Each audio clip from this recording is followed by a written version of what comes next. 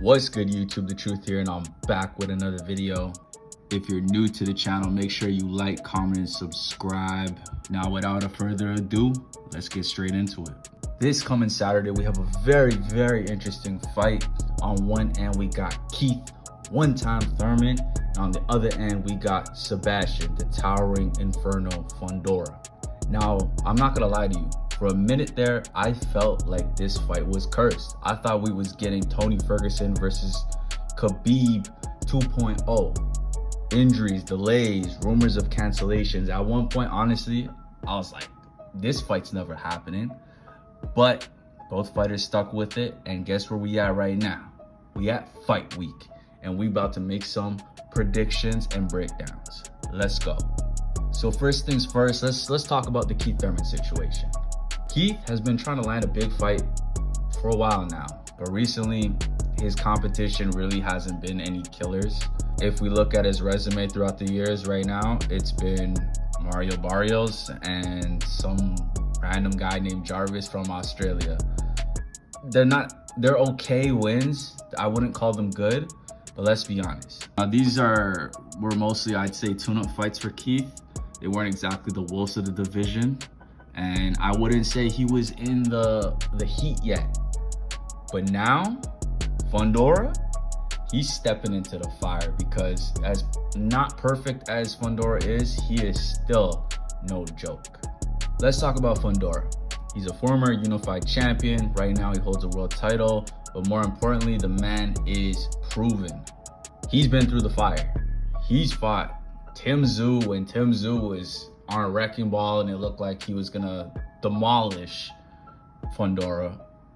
He fought Larry Erickson Lubin, who's always stylistically a really good fighter. He might have had chin issues, but it was an absolute war. And Lubin, I would consider him, not right now, but at the time, he was a top guy at 154. Yeah, he might have got knocked out by Mendoza, but you know what that tells me?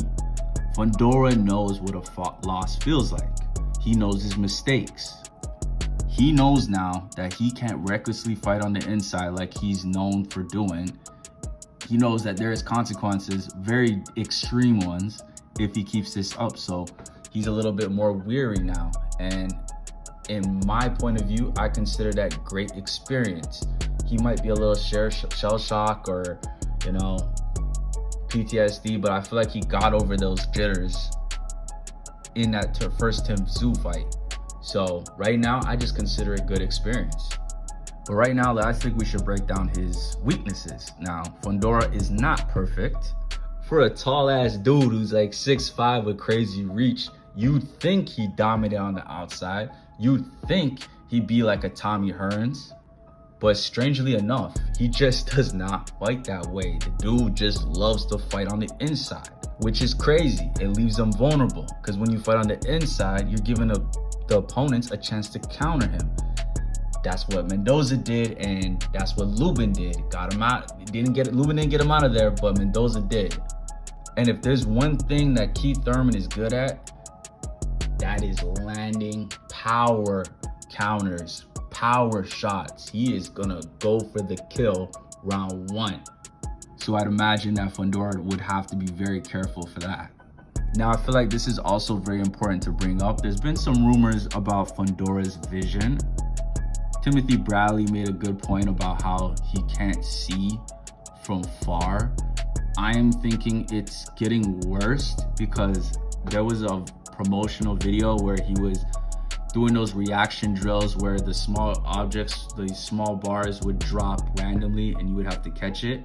Basically, it's like a hand-eye coordination test, and Fundora, he missed a lot of them. I'm not gonna lie, it was a bad look, especially for a boxer.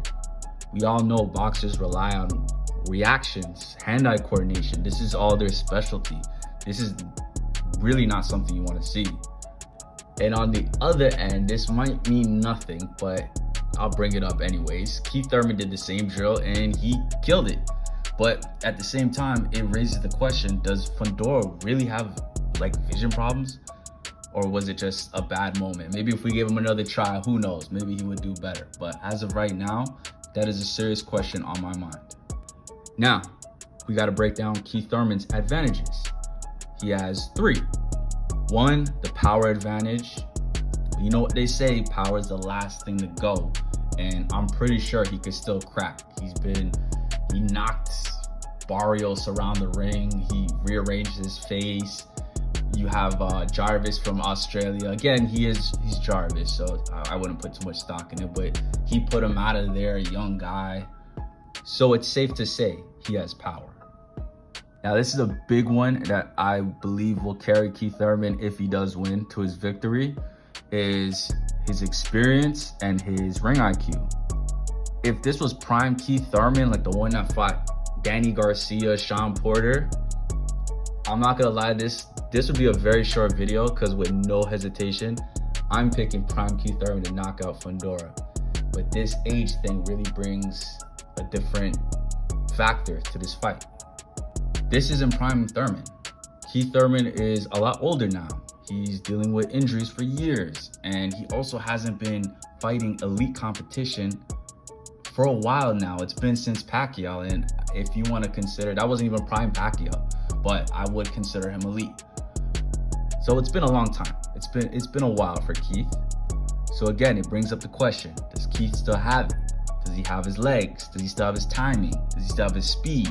Because if he does, I could see this being knockout of the year for him. Now let's talk about Fundora's biggest weapons. Fundora has one thing on his side that Thurman doesn't, and we all know it. It's youth. He has relentless pressure, and if Fundora can push the pace, really drag Keith Thurman in some deep waters that he has not been since probably Sean Porter, it can be a stoppage. It could be a very exhausting fight, and it could be hell for Mr. Keith Thurman. So let's end this right now with my predictions. Honestly, my heart wants to go with Keith Thurman. I've been a fan of his for a long time. But if I'm being realistic and using my brain and putting the math together, I would have to go with Sebastian Fundora. And let me tell you something extra. I could see Fundora stopping Thurman late. If Fundora can survive the first 4 rounds of Keith's onslaught, because he's the one time he likes to let his power be known instantly, I can really see the fight swinging his way. The youth, the pressure, the size, eventually, it just, it might just be too much for Thurman. But hey, that's just my opinion. I want to know what you guys think. Who do you guys got winning this week? You got One Time or you got the Giants? Drop it in the comments. If you enjoyed this breakdown, make sure you like, comment, and subscribe, and I will catch you guys in the next one. Peace.